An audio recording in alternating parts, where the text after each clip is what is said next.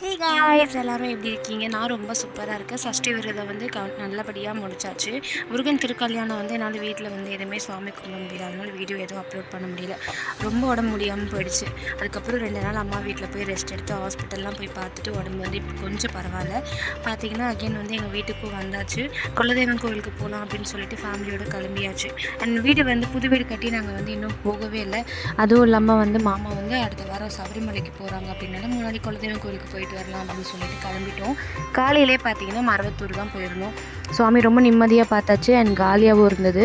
பிரசாதெல்லாம் சாப்பிட்டு முடிச்சுட்டு செஞ்சியில் தான் இருக்குது இங்கே குலதெய்வம் கோவில். அங்கே வந்தாச்சு. இதெல்லாம் வந்து பார்த்திங்கன்னா அர்ச்சனைக்கு வந்து என்னென்னலாம் தேவை, அபிஷேகம் பண்ணணும், புடவை சாத்தணும் அப்படின்னு வேண்டியிருந்தோம்.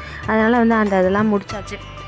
கொஞ்சம் பூ வீட்டில் கட்ட முடியல அப்படின்றது, இன்னும் கொஞ்சம் பூ இருந்ததுனால நான் கட்டிகிட்டு இருந்தேன். பார்த்திங்கன்னா சுவாமிக்கு வந்து நான் என்னோடய வீட்டில் வேலுக்கு வந்து என்னென்னலாம் அபிஷேகம் பண்ணணும் அதே மாதிரி எங்கள் சுவாமிக்கு வந்து ஐயர் வந்து பண்ணும்போது மனசுக்கு ரொம்ப நிறைவாக இருந்தது. நாங்கள் எடுத்துகிட்டு போன பூ மாலை எல்லாமே வந்து சாத்தியிருந்தாங்க. பார்த்திங்கன்னா நான் ஆல்ரெடி சொல்லியிருந்தேன், ஒரு அபிஷேகத்துக்கும் ஒரு பலன் இருக்குதுன்னு. அந்த அபிஷேகம்லாம் எங்கள் குலசாமிக்கு வந்து பண்ணும்போது மனசுக்கு ரொம்ப திருப்தியாக இருந்தது.